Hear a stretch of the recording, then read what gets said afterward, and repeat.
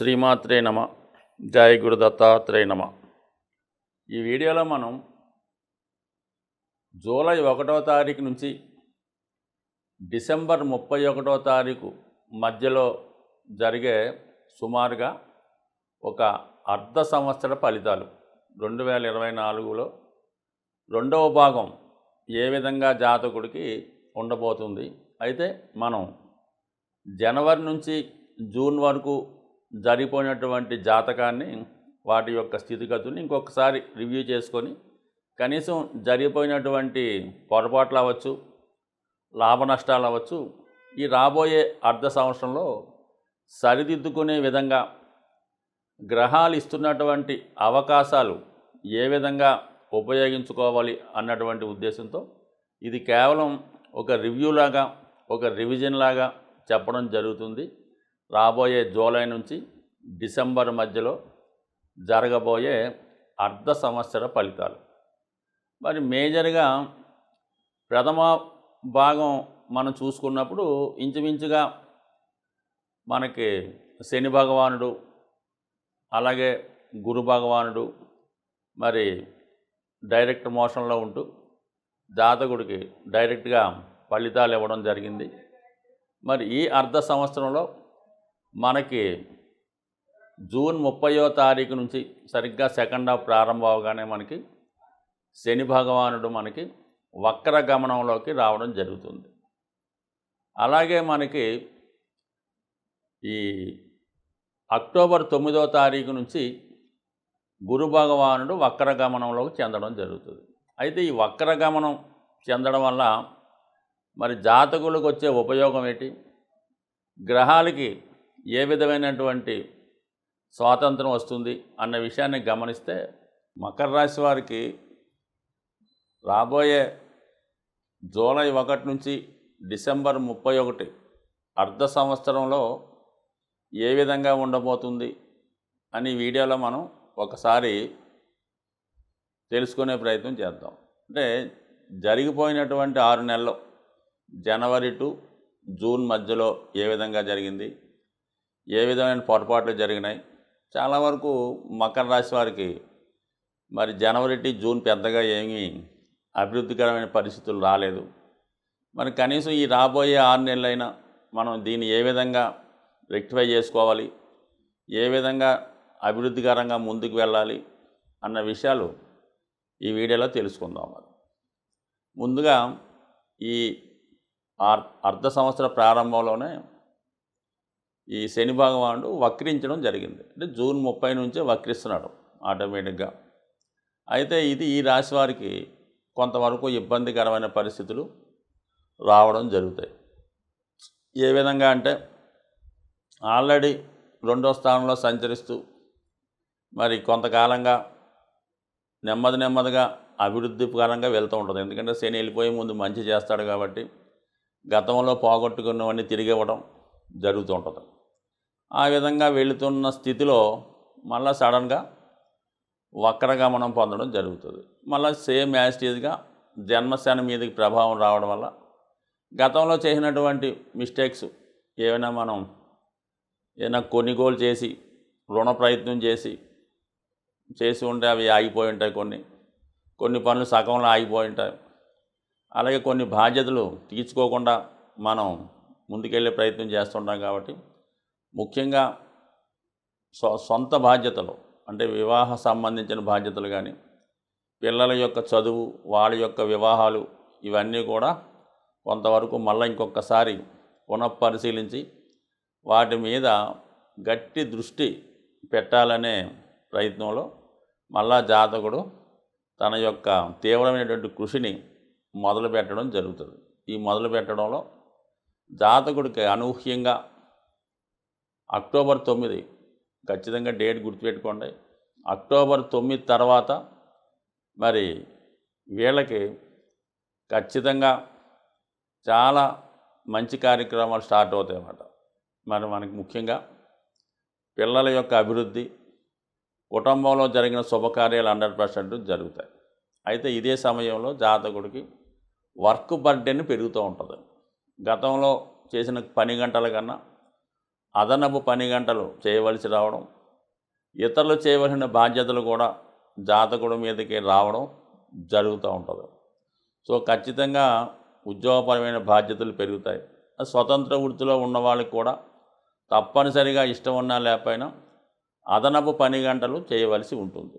So ఇది ఖచ్చితంగా జాతకుడి యొక్క సామర్థ్యాన్ని పెంచుతుంది.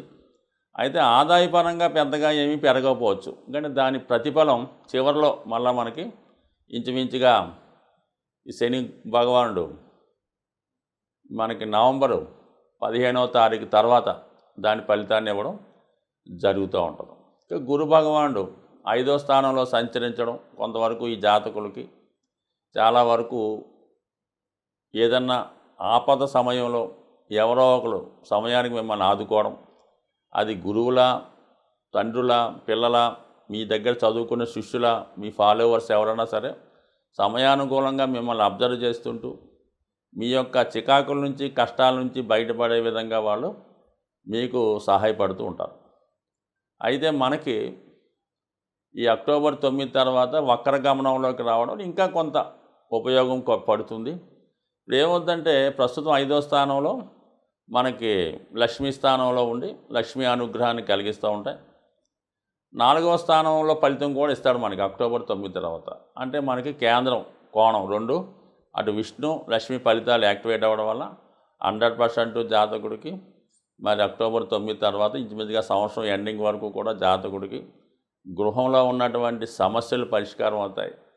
విద్యార్థులకి ఉన్నత విద్యా యోగం ఏర్పడుతూ ఉంటుంది. సో ఎటువంటి ఇబ్బంది ఉన్నా ఖచ్చితంగా సాల్వ్ అవుతుంది. ముఖ్యంగా ధనం మంచి కార్యక్రమాల కొరకు ఇన్వెస్ట్ చేస్తారు, అంటే దానికి తగు విధమైన ధనం కూడా వస్తుంటుంది. ఒకటి గృహ నిర్మాణం కొరకు, 2 విద్యార్థుల చదువు కొరకు కూడా ఇది అభివృద్ధికరంగా ఉంటుంది.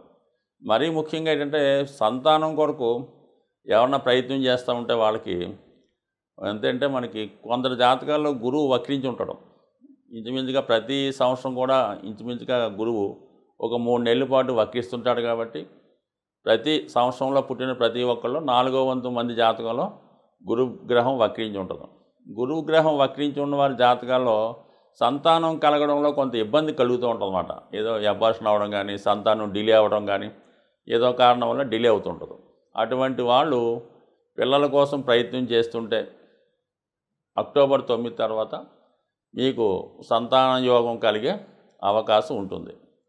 అలాగే చాలా సింపుల్గా ఏంటంటే మనకి ఈ జూలై 12 తర్వాత నుంచి ఆగస్టు 26 మధ్యలో మీకు కుజుడు కూడా 5వ భావంలోకి వెళ్తూ ఉంటాడు లాభాధిపతిగా.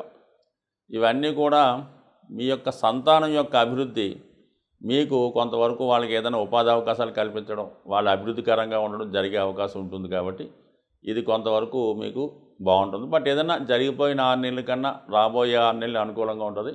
కానీ ఎట్టి పరిస్థితుల్లో కూడా మిత్రుల యొక్క సలహాతో కానీ, ఇతరుల ప్రోత్సాహంతో కానీ, ఈజీ మనీకి అలవాటు పడడం కానీ, అలాగే జోదం సంబంధించింది కానీ, లేదంటే ఆన్లైన్ గేమ్స్ సంబంధించిన వాటికి జోలికి వెళ్లకుండా మీరు ఏ విధంగా పోగొట్టుకుని ఉండొచ్చు, కానీ తిరిగి అదే విషయంలో సంపాదించాలనే భ్రమ మానివేసి మీకు భగవంతుడు వేరే మార్గంలో ఇచ్చే ప్రయత్నం చేస్తాడు. కాబట్టి ఈ విధమైనటువంటి ధనానికి ఎట్టి పరిస్థితుల్లో కూడా ఆశపోకుండా, వాటి మీద వ్యామోహం పెంచుకోకుండా నిజాయితీ మార్గంలో మీ యొక్క టాలెంట్ను రుజువు చేసుకుంటే 100% మీరు గతంలో పోగొట్టుకున్న ధనం మరి ఈ రాబోయే 6 నెలల్లో వేరే మార్గం ద్వారా పొందే అవకాశం ఉంటుంది. జాతకుడు తీసుకోవాల్సినటువంటి జాగ్రత్తలు, పరిహారాలు, మనం ఏదైనా జాతకపరమైన సమస్యలున్నా, గోచారానికి సంబంధించిన సమస్యలున్నా వాటికి సంబంధించినటువంటి పరిహారాలు చేసుకోవడం వల్ల కొంతవరకు వాటి యొక్క తీవ్రత తగ్గడం జరుగుతూ ఉంటుంది. ముఖ్యంగా అన్ని రాశుల వారికి కావలసింది గురుగ్రహ అనుగ్రహం. ఏ భావంలో గురువు ఉన్నా ఖచ్చితంగా ఆ భావాలకు సంబంధించినటువంటి మంచి ఫలితాలు ఇవ్వడం జరుగుతూ ఉంటుంది.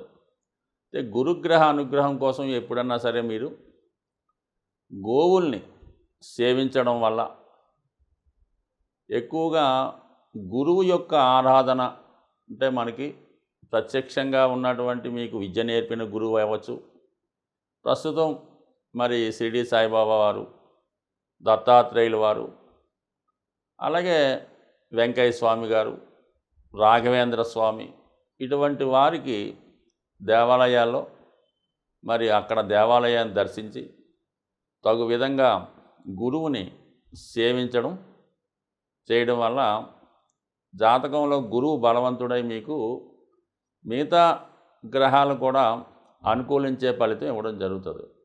ఇంకా తీవ్ర ఇబ్బందుల్లో ఉన్నవాళ్ళు, ముఖ్యంగా అనారోగ్య సమస్య కానీ బాగా ఫైనాన్షియల్ స్ట్రగుల్ ఉన్నవాళ్ళు ఏం చేయాలంటే వారు గోశాల దర్శించి ఆ గోశాలలో వీరు ఎంత బరువు ఉన్నారు చూసుకోండి. సుమారు ఒక 60 కేజీలు ఉంటాయి. ఒక 6 కేజీలు శనగలు మరి నానబెట్టిన కానీ వాటి ముడిసరుకు కానీ కొని ఆ గోశాలలో మీరు ఇవ్వాలంటే మీరు ఆవుకు ప్రత్యేకంగా పెట్టగలరు.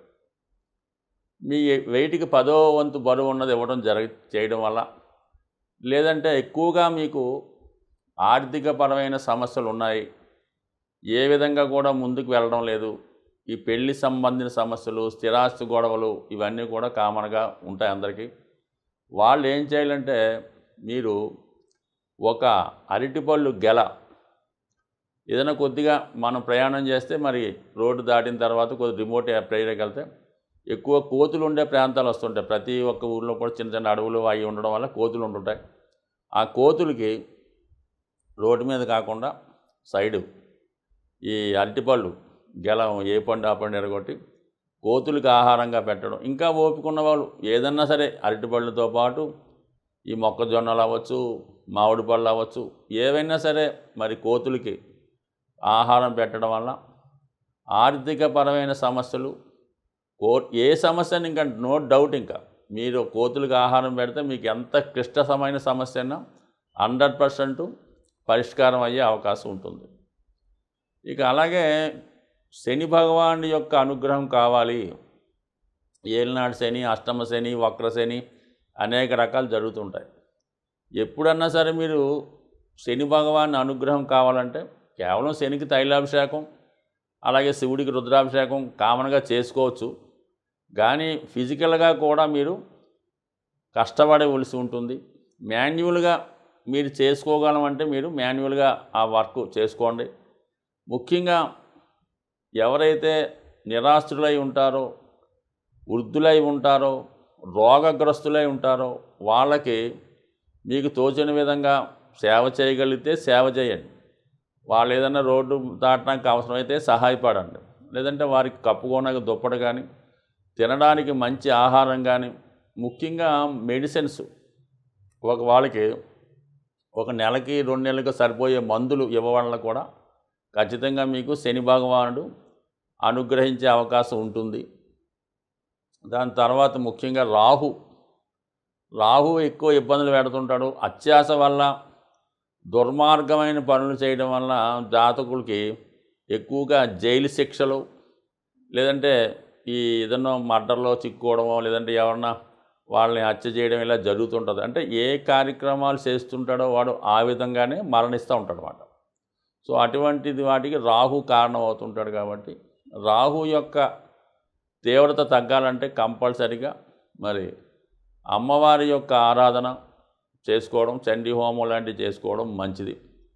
కొద్దిగా ఇబ్బందికరంగా ఉన్న రాహు ఇబ్బందుల నుంచి తప్పుకోవాలనుకుంటే బాగా కార్మికులు లాంటి వాళ్ళకి, కొద్దిగా అలవాటు ఉన్న వాళ్ళకి ఒక క్వార్టర్ మందు బాటిలు, ఒక బిర్యానీ ప్యాకెట్టు ఇవ్వడం వల్ల రాహు ప్రీతి చెందే అవకాశం ఉంది. సో ఇది ఒక విధమైనటువంటి తాంత్రిక రెమెడీగాను, లాల్ కితాబ్ రెమెడీగాను పనిచేసే అవకాశం ఉంది. ఏదైనా రెమెడీ అనేది ఖచ్చితంగా పనిచేస్తుంది. అది కూడా మన కర్మను బట్టి, ఈవేళ రేపా ఎల్లుండ అన్నది అది మీ చేసే విధానాన్ని బట్టి, మీ జాతకాన్ని బట్టి కూడా ఉంటుంది.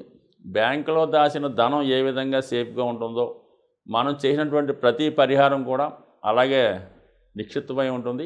అవసరమైనప్పుడు దాని ఫలితం వచ్చి మీకు దాని యొక్క ఫలితం అందడం జరుగుతుంది. ఏదైనా కర్మ అనుభవించిన తర్వాతే మన యొక్క రెమెడీ యొక్క ఫలితం కూడా అందుతుంది. అయితే పెద్ద సమస్య చిన్న సమస్యతో పోయే అవకాశం ఉంటుంది. స్వస్తి.